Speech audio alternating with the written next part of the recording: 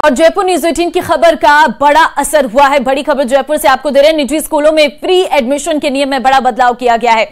RT के admission में आयु गणना नियम में हुआ है बदलाव। न्यूज 18 ने प्रमुखता से इस खबर को उठाया था और लंबी मशक्कत के बाद शिक्षा विभाग ने यह फैसला लिया है। अब आयु गणना की जाएगी। 1 अप्रैल 2024 के आधार पर लाखों अभिभावक वंचित रह रहे थे पिछली आयु गणना से, और अब नए नियम से लाखों अभिभावकों को राहत मिली। अब 10 मई तक जमा होंगे आरटी के आवेदन। 13 मई को शिक्षा संकुल में निकाली जाएगी आवेदन की लॉटरी। तो फिलहाल यहां पर एक बड़ी राहत जो है वो देखने को मिल रही है। निजी स्कूल में प्री एडमिशन के नियम में ये बड़ा बदलाव किया गया है। न्यूज 18 ने प्रमुखता से इस मामले को उठाया था। कड़ी मशक्कत के बाद शिक्षा विभाग ने ये फैसला लिया है, जिससे अब साफ तौर पर अभिभावकों को बड़ी राहत मिलेगी। और लंबे समय से ये मांग जो है वो अभिभावकों की ओर से उठाई जा रही थी। तो अब क्योंकि नया फैसला लिया है, इससे 10 मई तक जो है ये आरटी के आवेदन होंगे और अब नए नियम के तहत जो है आवेदन इसमें किए जाएंगे। तो न्यूज 18 ने इस खबर को प्रमुखता से उठाया था। चलिए आगे बढ़ते हैं। जयपुर ग्रामीण लोकसभा सीट पर इस बार चौंकाने वाले नतीजे आ सकते हैं। कांग्रेस इस जीत पर अपनी जीत जो है तय मानकर चल रही है इस सीट पर आखिरी वक्त यहां पर बड़ा खेल हो गया है। अब कांग्रेस के चेहरे पर मुस्कान कम है तो बीजेपी जीत के प्रति आश्वस्त है। देखिए रिपोर्ट।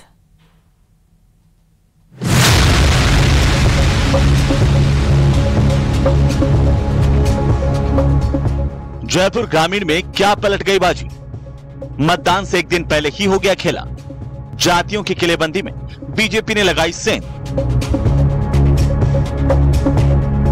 तो क्या जीतते जीतते चुनाव हार गई कांग्रेस। बीजेपी के दिग्गज राव राजेंद्र सिंह के सामने कांग्रेस ने सचिन पायलट के करीबी और राजस्थान विश्वविद्यालय के पूर्व छात्र संघ अध्यक्ष अनिल चोपड़ा को मैदान में उतारा। अनिल चोपड़ा ने आखिर तक राव राजेंद्र सिंह को चुनाव में कड़ी टक्कर भी दी, पर मतदान का कम प्रतिशत अब कांग्रेस के लिए चिंता की सबसे बड़ी वजह बना हुआ है। जयपुर ग्रामीण की जनता ने मतदान में कोई खास दिलचस्पी नहीं दिखाई। कुल मतदान 56.70% रहा, जो 2019 के 67.08% के मुकाबले काफी कम रहा। इससे बीजेपी अपनी जीत के दावे कर रही है।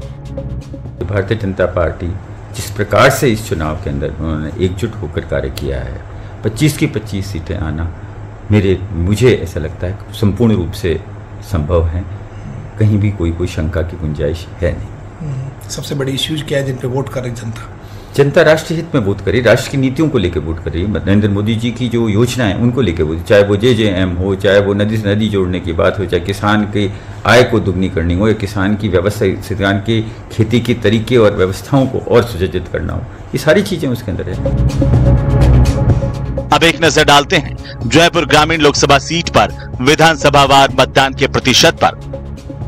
आमेर में 59.50% मतदान, तो जोटवाड़ा में 59.59%, फुलेरा में 59.30%, शाहपुरा 58.22%, विराटनगर 53.85%, तो बानसूर में 49.47%, जम और रामगढ़ 57.32%, तो वहीं कोटपुतली में 53.17% मतदान हुआ।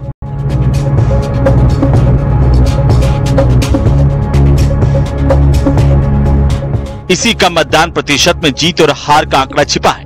कांग्रेस को जिन वोटों से जीत की उम्मीद थी, उनका वोटिंग प्रतिशत बहुत कम रहा।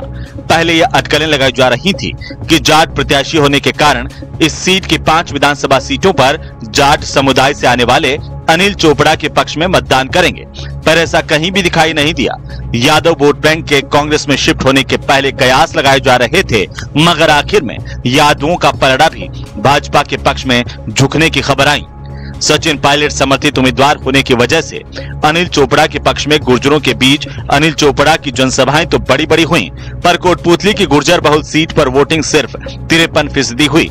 मीना और SC मतदाताओं ने भी कांग्रेस के पक्ष में कोई ज्यादा बढ़ चढ़कर मतदान नहीं किया। उल्टा इन जातियों का झुकाव भी बीजेपी प्रत्याशी की तरफ ही झुका हुआ नजर आया। तो कांग्रेस से बीजेपी में आए पूर्व मंत्री लालचंद कटारिया और राजेंद्र यादव ने झोटवाड़ा और कोटपुतली में जमकर मेहनत करते हुए कांग्रेस की तय मानी जा रही जीत की संभावनाओं पर आखिर तक पानी फेरने में कोई कमी नहीं छोड़ी। फिर भी कांग्रेस उम्मीदवार को जीत का पूरा भरोसा है। और चलिए इस बुलेटिन में फिलहाल के लिए बस इतना ही। बाकी नई खबरों के लिए आप बने रहिए हमारे साथ। नमस्कार।